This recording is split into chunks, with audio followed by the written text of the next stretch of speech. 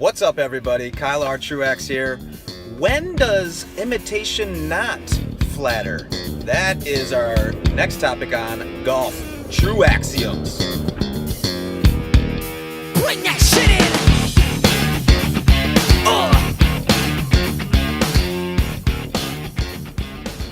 in! So yeah, welcome everybody. Back in White Lightning. My newest video, the first of 2016. Here on this dreary, nasty, rainy, cold March late afternoon. So, everyone's heard of the saying, imitation is the ultimate form of flattery or something along those lines. But I was thinking about it the other day and how it relates to golf course architecture. And the reason that I was thinking about it was one thing. If you watch the PGA Tour, I'm sure most of you do, there's been a lot of talk about church pew bunkers. Of course, these people, the media, whatever, they're always talking about church pew bunkers and referring to the famous bunkers at Oakmont Country Club. And it got me thinking,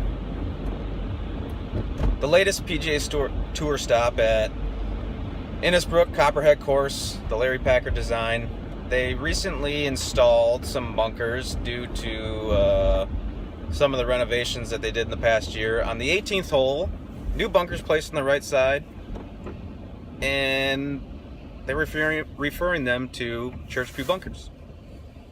Also, the Waste Management Phoenix Open at TPC Scottsdale, they recently did some renovations, and on the 18th hole, they installed church pew bunkers.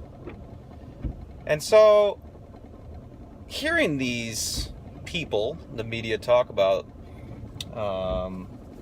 these new bunkers, it made me think they're imitating these famous, iconic bunkers from Oakmont. And in my opinion, I think it's just the wrong way to go towards golf course architecture and design. Reason being is, if you're going to imitate certain things in relation to golf course design, you're leading yourself down a tricky slope. As everyone knows, golf course design and architecture is really truly an art form. And when you're imitating, yes, it might be flattering to the original designer, but in this case, with these church pew bunkers, in my eyes, all it is doing is making yourself, or whoever decided to implement these copies, if you will, it makes you look cheap and cheesy. And I just think it's going in the wrong direction. Yes, it might flatter Oakmont that they're getting some copies of the famous church pew bunkers, but that's my point. When you decide to take something so iconic, like the church pew bunkers at Oakmont, and try to make it your own, you just fail miserably. I like the analogy of this. I used to watch American Idol back in the day, especially when Simon was on. Leave your comments to yourself, please. Simon always criticized these singers that would take on these big songs from iconic singers and artists like Michael Jackson or Whitney Houston. I always remember them saying, oh my God, they're going to do a Whitney song. They're going to fail miserably. And that's what I think this whole deal with golf course architecture and trying to imitate these church pew bunkers. You can't take something so iconic and try to make it your own. You're just going to lead yourself into looking copycatish. You're not going to sing you're not going to sing Thriller and get away with it. You're just not going to live up to the King of Pop. You're really not. And so I think as architects and designers, you got to be really, really careful.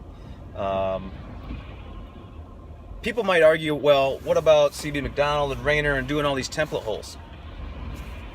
Okay, fair enough. My argument is that the template holes are design concepts. They're design concepts, and they're sound in their strategic aspects towards golf course design and golf course architecture. Church pew bunkers are design implementations. They were implemented in such a fashion that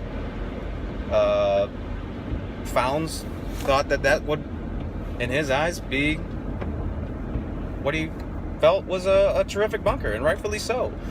But it's become so original and so unique to Oakmont that any play on the church pew bunkers, it just fails in my eyes. So there's got to be the distinction between design concepts and design implementations. Let me add to that. If some course or club were to put in wicker baskets like at Marion, seriously, like that's a design implementation that Marion was original to that cause, and you would just look copycatish and cheesy, and it just drives me nuts. Like, think of something original. I think the white sand at Augusta has become so iconic that there's this fascination that all these courses need to have white sand in order to stand out. Well, I have a hard time if you have a course, especially a course that is so native to a different color of sand, like at TPC Scottsdale, where you have this desert, you're essentially in desert, and you have this bright white sand. It just looks so odd to me, and there's just this Augustifying of everything, and it drives me nuts. And so, to go back to my original point, does imitation really flatter? I think not. It only flatters the original creators, if you will. So that's just been something that's been bugging me. I hope it makes sense to you guys. Let me know what you think. Let's have this conversation. And that makes me add to my one more point. Blue Jack National, the newest course that Tiger and his design firm created, has a very distinctive Augusta look and feel.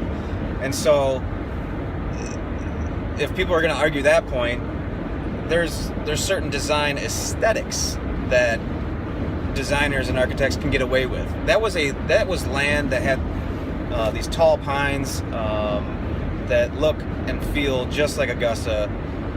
Tiger and his design company could have taken a different turn. They could have made it a Pinehurst feel, but Tiger loves Augusta so much that he just decided to go that route. And so I don't want to be too hasty in judging that aspect. That's an aesthetic feel. A lot depends on what type of land or what type of environment you're dealing with. So anyway, let's have this conversation. Let's talk about it. Let me know what you think. Post some comments. And I hope you enjoyed this first Golf TruAxiom of the year.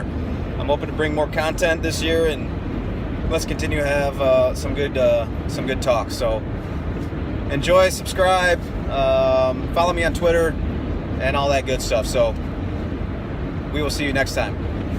Peace.